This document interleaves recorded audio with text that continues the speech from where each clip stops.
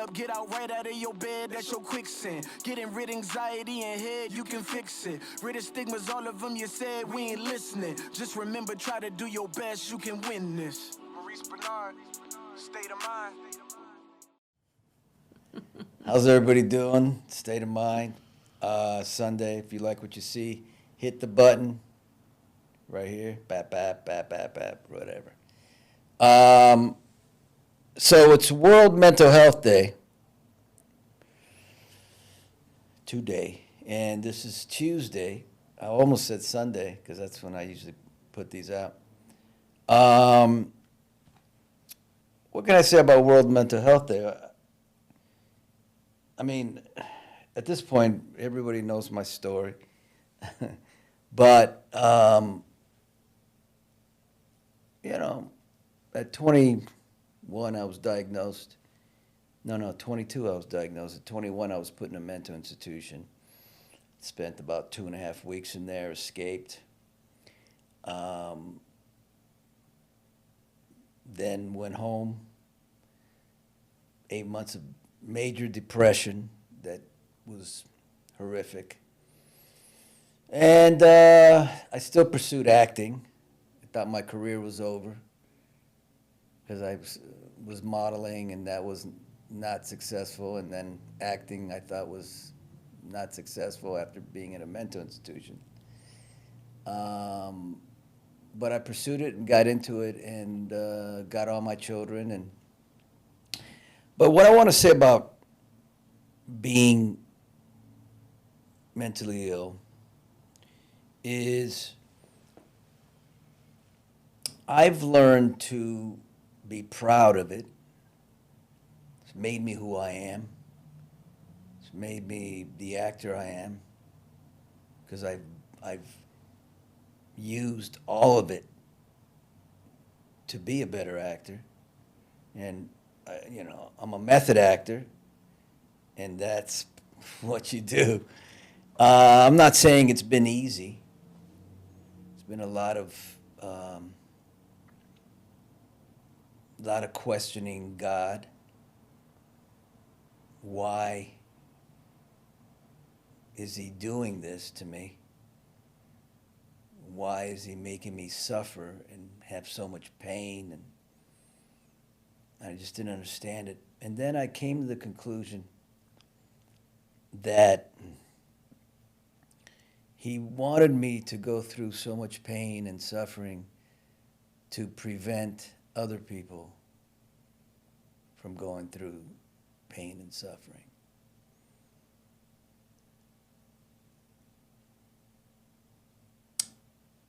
And that's why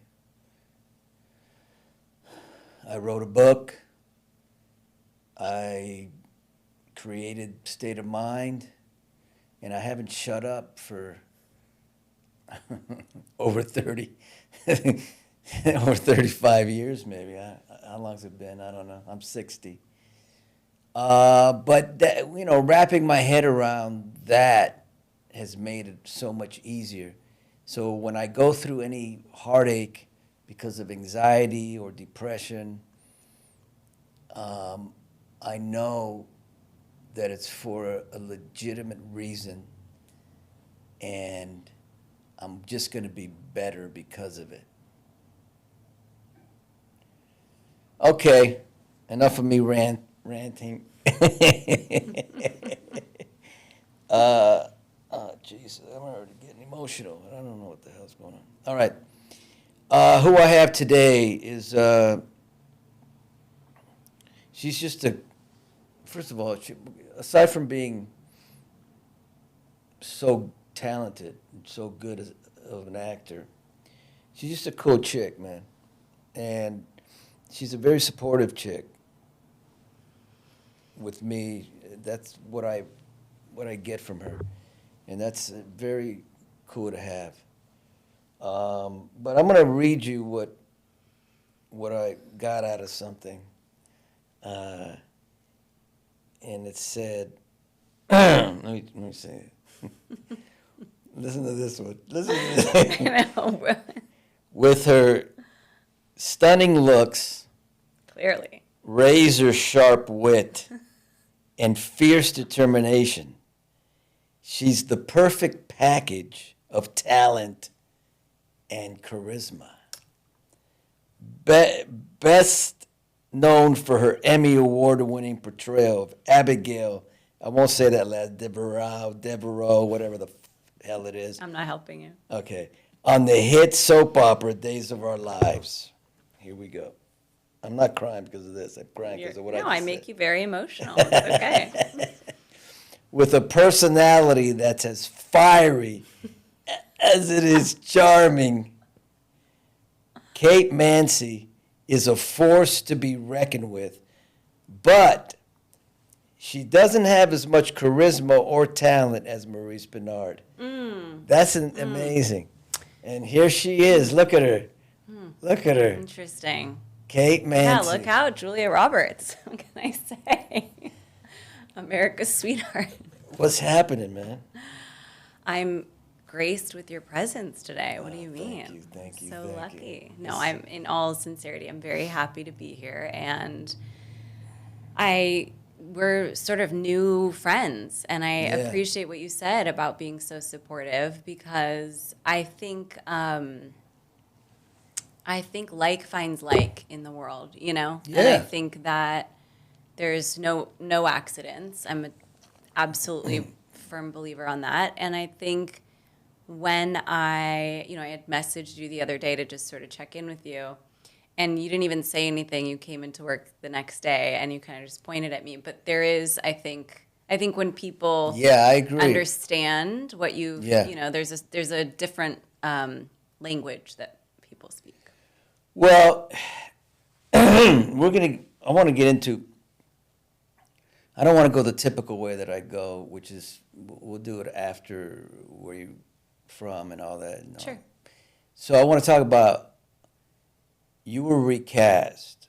Yes. And I'll say this. You know, Lexi was like a daughter to me, you know, and she's talented, the whole 9 yards. Mm-hmm. And then, you know, that happens a lot. You know, a lot of people that I love leave.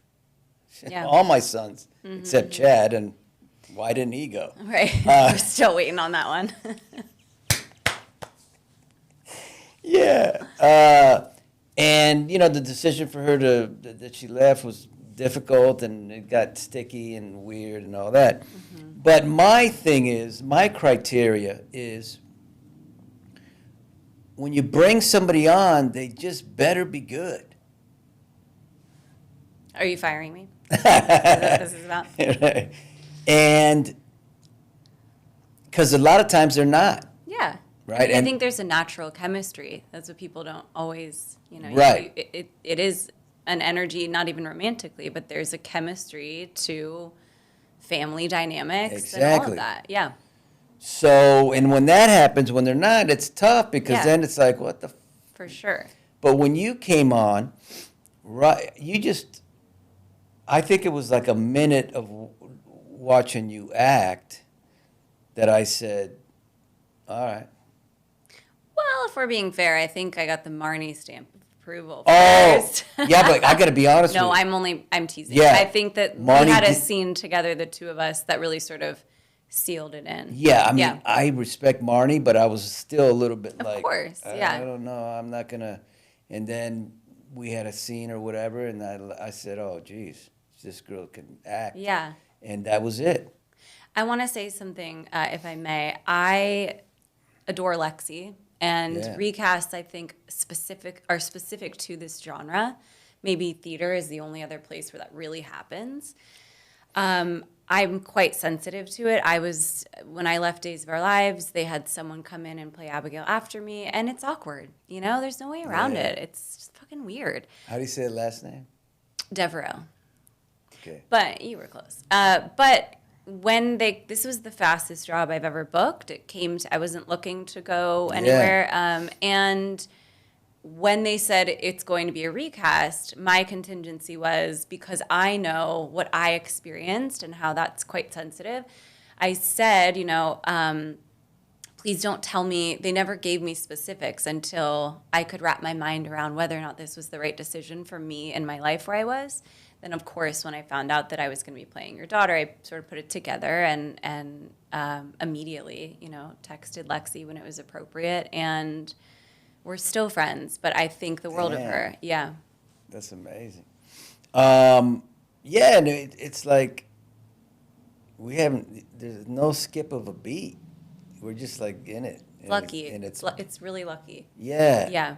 But you're like this actor, man, and I appreciate it because it makes it so easy, and it's always nice when we're doing stuff. Yeah. Because we're just like, I believe. There's a certain element of being present. Yeah. That you don't always find with other actors, and I think something shifted for me as an actor when, and you and I have talked about this a lot too, when I became really so relaxed in myself, and 90% of acting is, being relaxed. And I think when you come from that place, things are so much more exciting, which sounds like such an oxymoron but you're able to be more violent, more volatile, more fun, more electric in your scenes, more present, and bring things in, take in what's around you more because you have your confidence. Yeah. And it comes from the ability to be that grounded. You know what I mean? Yeah. I mean, when I first got Sonny, I was just a ball of nerves and dark and intense. Yeah. But it worked. Yeah, totally. But because I had Then you think you have to live there for a while, yeah, right? yeah. You're Well, I like, lived okay, well, there this for is what I have to, like 28 right. years. Yeah, totally. And I thought that's the way it has to be. I'm this kind of tortured. Yeah, for sure. This actor studio guy, and I was the same way. Yeah. But man, now that I've been relaxed for the last couple of years, maybe 3 years. Yeah. It's like they say with baseball players. When you're like Hank Aaron or Barry Bonds or whatever it is, you see the ball like it's a watermelon. That's when you know you're in the groove. Go on. Say more about that. What do you mean? Because the ball is so, you see it so, that's why they can hit it so easy. Oh, I see. With the balls. Yeah. When you're not that good, you see it as this little thing. You can't even, but they see it as a basketball. Yeah. I think what we're talking about, if I'm right, is how to operate under pressure, right? Like when there's pressure, how can you still be the same you are as your best in your rehearsal, your coaching? We're all comfortable in our own environments, but when you're on set, can you still maintain that sort of, can you still drop into that ability, right? Yeah. And with me, I may have made it look like it was easy, but it was never easy. Yeah. For me. No, Fake it till you make it, kind of. Mm-hmm. But because I had skills, I could do it. Yeah. But like now, like this week, which was a tough week. Yeah. I had a lot. You stay relaxed, man. Totally. Yep. And you're present. Yeah. And then you don't. But I used to be so much in my head. Yeah. Oh, totally. Right? Isn't that crazy? Oh, and I used to yell at people. I never had a temper with people, but I do know what you mean. And I think that the difference is too, like, there's a certain element of control. I mean, mine manifested much more in anxiety. Like you want everything to be okay so that you can perform at your best. But I think, the shift for me was like, am I doing that truly for other people, like to make sure they're okay? Or am I really doing that to make sure that I'm okay? Because if I know everyone else is good and okay, then I can be peaceful. But that's bullshit. It's really just, that's totally selfish. It's really just like, that's the people pleasing. And that's where you can come from that place instead of, I got me, and not in a cocky way, but I've got this, I've got me, and I can trust that you've got you and everything else, and I can, just sort of show up. And you can, I think also there is a difference in, I would want to be really, I remember when I would start, I would like turn my phone off and be really like, I'm going into this character and Kate's over here, and this is really compartmentalizing it. And I was doing such a disservice to myself because I wasn't taking myself in. And even in this moment, we're here talking here, but there's also, I'm thinking about what I have to do later. And so you have all these other thoughts also. Why would you not give your character the same ability to be able to be in the moment, but also have other natural thoughts and take things in your environment? Someone's walking through your eye line and that pisses you off, that may change the dynamic a bit. But why would you not incorporate that into the scene? You know what I'm saying? So that sort of shifted things for me a bit. I don't know. That's kind of interesting to me. Yeah. Now, you did a lot of TV movies, like Lifetime and stuff. Yeah, we can just whisper that though. We don't have to. Well, I did do that. When I left Days, I really. But is it because you can appear sweet and then evil? A lot of those. I think that I got cast in a lot of those because of that. Truthfully, I think I have quite a girl next door image, right? If you will. And I think it's surprising that that it's like the wolf turn. I think that is something that I was doing often. Yeah, I mean, I did, I played John Gotti in something, and the story goes, it's not too much, I've talked about it so much, but it was one of the hardest jobs because the producer hated my guts, and she was a nightmare. But, yeah, it is what it is. And it's actually nice to do anything outside of soap opera. For sure, yeah. Right? I mean, when I worked, the thing I'm most proud of and the role that I loved most, I played Hunter Clarkman in this show on Amazon Freevee called Casa Grande. And that was really, I knew that the first time I read that, I knew, it's so weird, Mo, I don't know if you've had this. I saw it cinematically, I saw what she's wearing. I just saw it. It was it was so visual for me. And I just knew it was mine, and it shouldn't have been. They at first weren't even sure they were going to have me audition because their image of me was, she's, more of a good girl. We don't know if she can play this sort of hard-ass character. And I had no, that's when you know, too. I had no angst about it. I just knew. I was like, okay, let's see. And that's been my favorite thing to this date. Because it's more subtle. No, and your I favorite thing is that. Working with Sonny, your dad. Well, of course. There's nothing better Of than course. What's better? Nothing. But Days, let's talk about Days. Yeah. What was that whole, you were very popular, I guess. Days was the first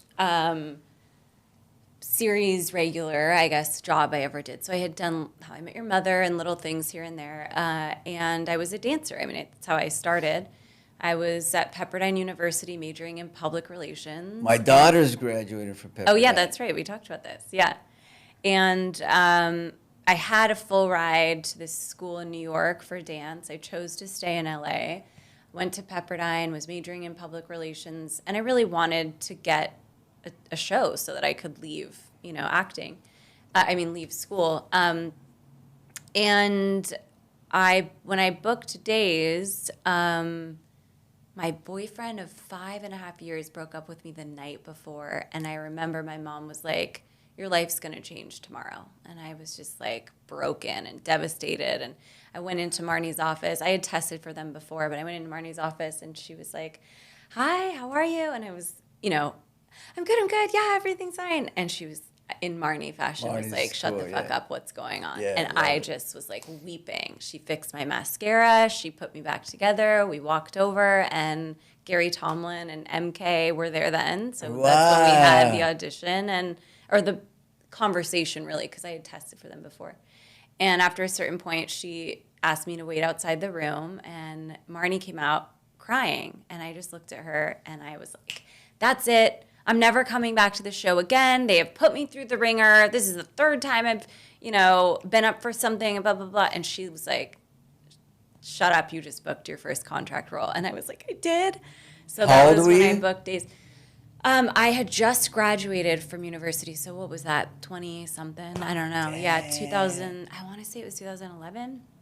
But yeah, that was my first And thing. what's the character like? I didn't know. I didn't know anything. I mean, I had been studying, but I never watched the show or anything. I knew I was the daughter of a prominent family and that Missy Reeves would be playing my mother. And I sat down in the makeup chair the first day, and I was so nervous to talk to Missy. And she sits down next to me, and the makeup artist said, tell us about your weekend. And I shared with her that I had been at my family's cabin up in the mountains and was showing them pictures and talking about, loosely like where the area was.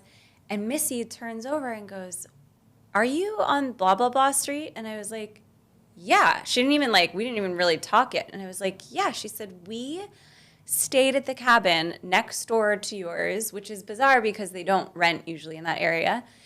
So I thought maybe she was wrong. And she said, "And the nicest man was out having his coffee and started talking with us. And we caught our first fish there and yada, yada." And I was like, I knew it in that moment. I was like, that was my dad. She rented the cabin next door and met my dad well before I had ever booked the job.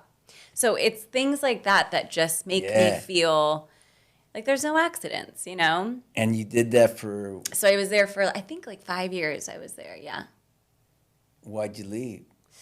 So I wanted to leave. My contract was up at 4 years. I wanted to leave then just to pursue other things. And it was it was the peak of my character, so it was odd to be leaving then. But I was ready. I just felt it in my gut, and I was ready to go. And then the show was coming up against our 50th year anniversary. And my mom, who has been an agent for dancers and musical theater people for years, said, I think that it's important to always honor not just the show that, you got started, but this is bigger than you. And this show is honoring their 50th anniversary. And I think that, as out of respect to NBC, to Corday, I think that that's the right thing to do. You don't bite the hand that feeds kind of mentality.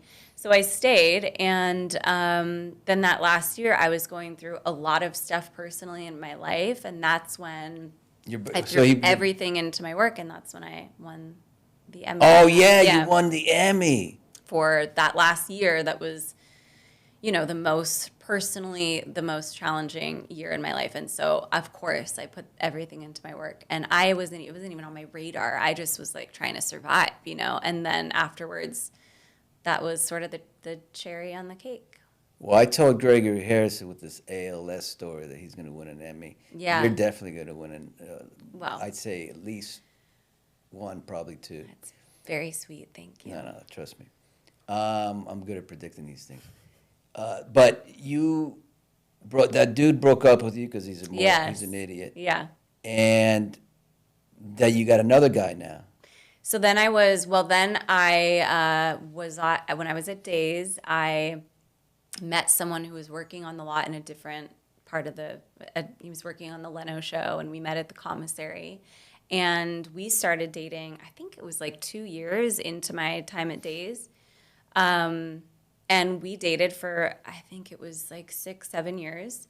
We got married, and then wait, really? Yeah, we got engaged. Okay. And then in COVID, our wedding was canceled 5 times, and we got legally married right before the first time that they had canceled, things. We signed the papers and stuff. But we didn't tell anyone because we figured, we're gonna have a destination wedding, so we'll just sign the papers, and we don't. Then they started canceling the wedding plan, and we kept waiting and waiting and making it smaller and smaller, and it was the little wedding that could. And then it was when things started opening up, April 2021. They said, you have a non-refundable deposit and fees that you've paid. You can still have the exact wedding you were planning. And 6 weeks before, my husband, although we hadn't had a wedding, he how can I say this delicately? He had a crisis of conscience, let's call it, and he didn't want to. He didn't want to go forward with it. So really? So then I said, all right, well, if you're not walking down the aisle to your wife, at this part it's just a party, really. I mean, we're already married.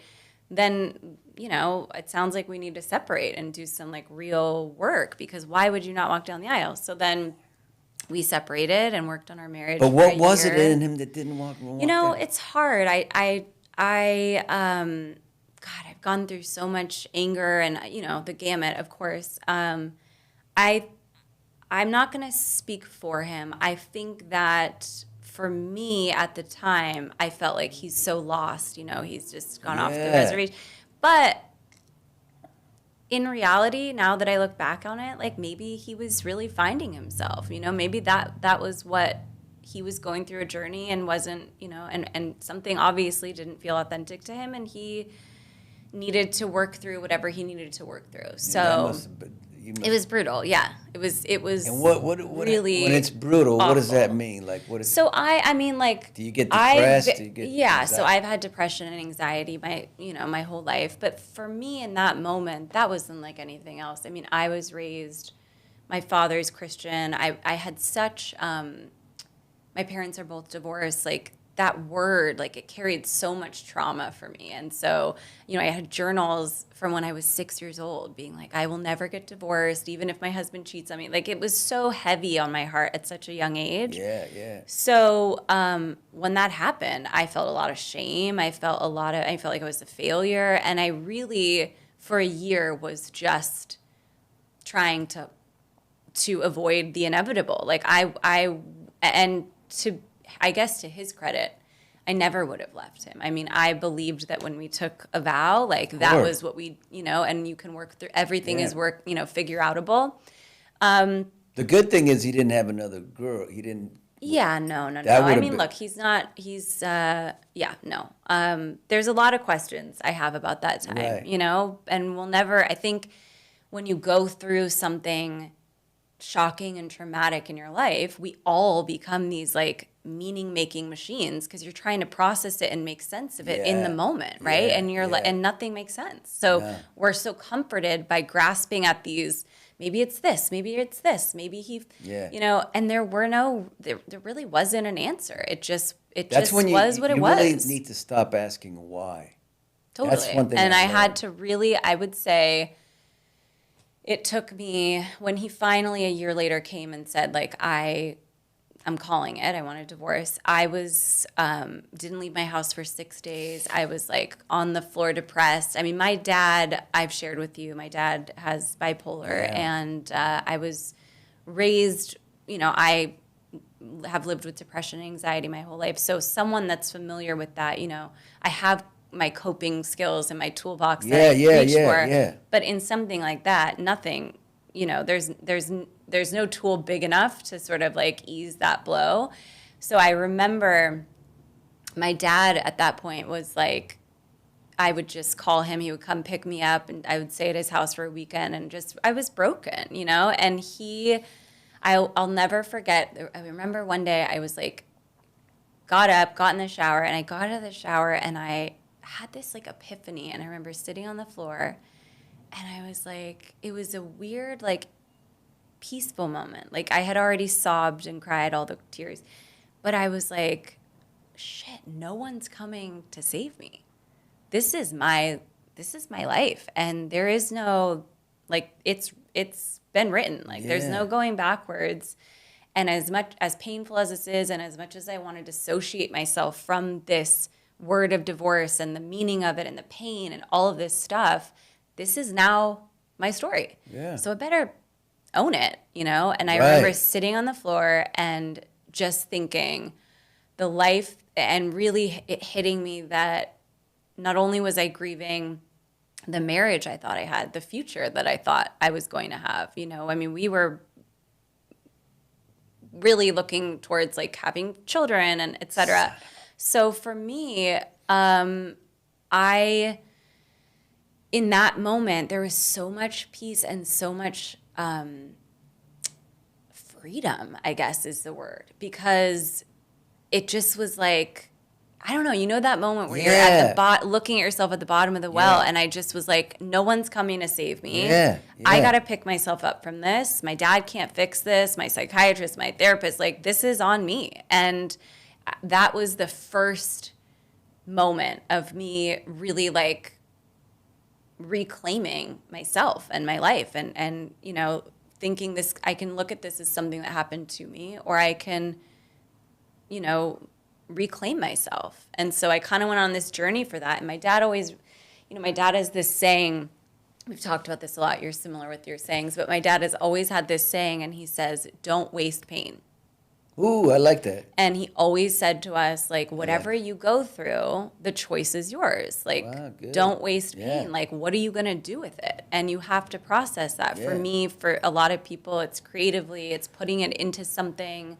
But whatever that is for you, you better find it, figure it out, and move through it. Otherwise, it's just going to drag you down. Yeah. You know? Because, you know, the pain and all the suffering and everything, when you get through it, and like I always say, that you can go, there's two roads you can take. A lot of people don't take the right road, and Sure. it gets worse. Yeah, of If you're an course. alcoholic and you Yep. keep drinking, you're going to end up in Yeah. big trouble.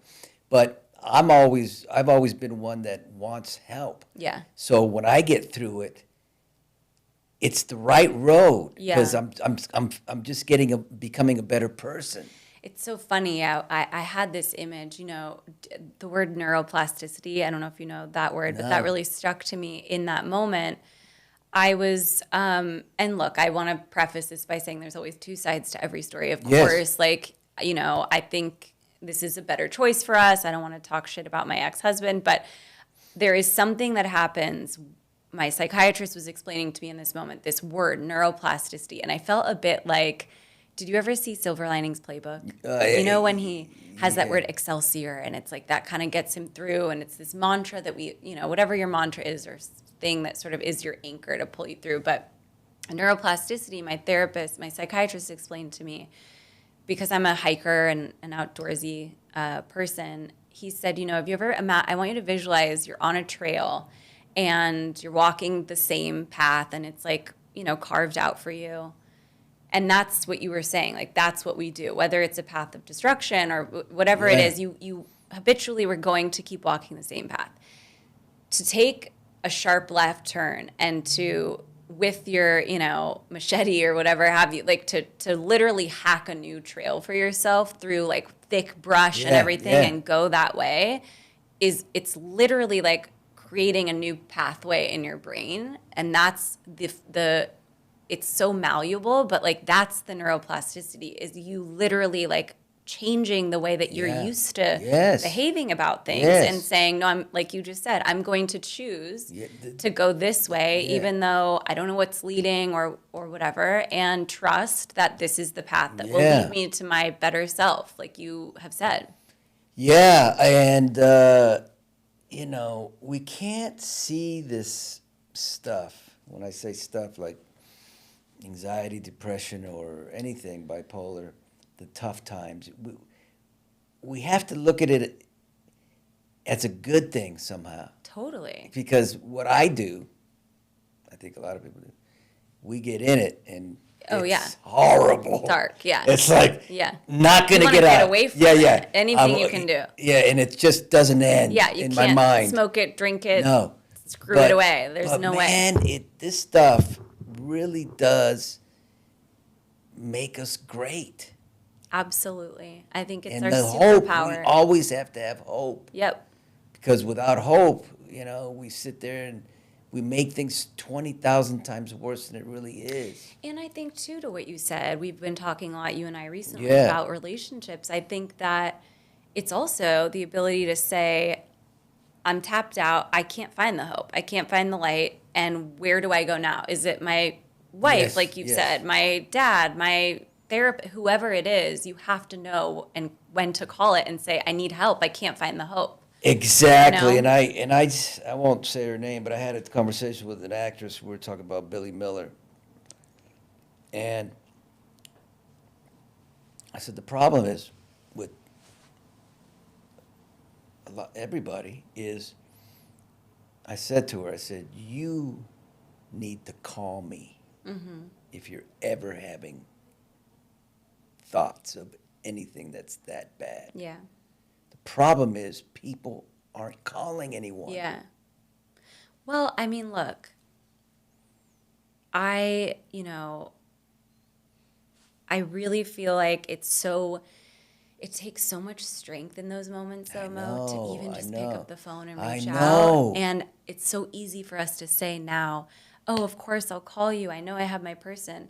But I'm guilty of it too. When I'm like in the depths of my despair, I totally isolate and go inward. And sometimes it takes me a beat to get out of it, but it takes immense foresight and strength, I think, to call it immediately and say, the longer you wait, but to call it and say, I'm triggered, I'm going through something, and then you alert people, your support network, before it gets there so that they can check on you, because it's hard to do that.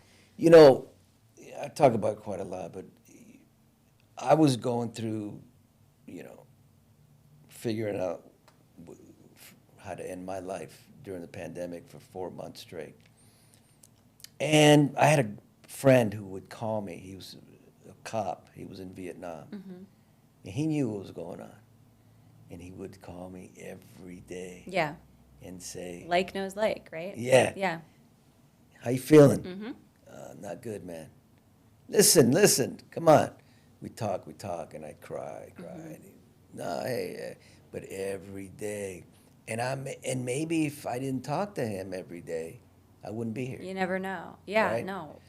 Because my family, they helped like immensely, but they were always sleeping while I'd wake up at 6 the demons are up. Yeah, exactly. No, and I think that also, like, it's a difficult burden for family to carry also. I mean, my dad and I have such a shorthand now, and we can tell. I mean, that's why when I didn't know Billy Miller, but when I heard about that and I knew you were, not at work the next day, I immediately reached out to you because Thank you. I just, when you've been through it and you know that, or you've gone through it with someone, I don't know, it just creates a different... It can trigger you.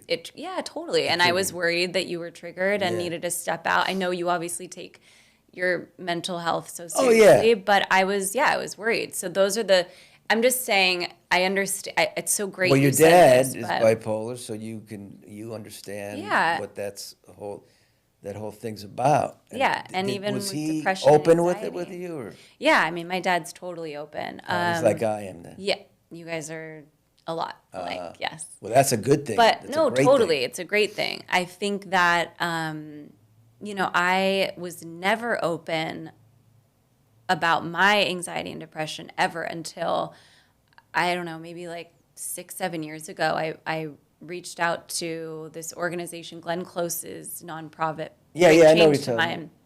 And I wanted to be an ambassador for them. And I remember people on my team, my mom at the time, of people course. were so nervous. Don't say, and also as a former dancer, you don't even tell someone if you have like, a sprained ankle, like you stuff all that down. Right. And so I remember saying, like, I need to, after I'd gone through a really difficult time, I put myself through an 18-week trauma therapy course, which changed my life. After I went through that, I did feel this, like you said, this ownership to speak out about what you've been through. And I remember the people that were hesitant about it, of course they were protective of me, but they were like, well, what if no one wants to hire you because you've spoken out about having depression and anxiety? And it really did give me pause, Mo. I was like, okay, you're right, because it is a completely stigmatized, issue in our culture. Well, especially back in the... So that's when taking ownership over my own story and speaking out about it really helped me feel the relaxation, the calm, the really like owning myself and my story. And I think when people are doing this, like, share your pill, and they talk about, like, that's destigmatizing mental difference, not mental illness, is a hugely important thing. And I have no shame now. Like, I take Zoloft, I have depression, I have anxiety, and I am, like you said, I'm proud because it's like my superpower. You know? It's amazing. Well, I want to conclude this incredible interview by saying that it's just easy with you. That's all. And your talk about your marriage, divorce, I got to talk about the acting because, it's just what it is. But I love how you just opened up because I know that's why, a lot of people, not a lot of people, some people don't want to do State of Mind because, and it's like, if you just take it out of yourself and I know there's so many young girls out there who are going to watch this one with you and say, she did it, I can do it. And that to me means more than anything. So I just get emotional with you. I know, me too. That's very sweet. Thank you. But anyway, thank you. State of Mind. Course. Oh, man. That's what happens when I get in this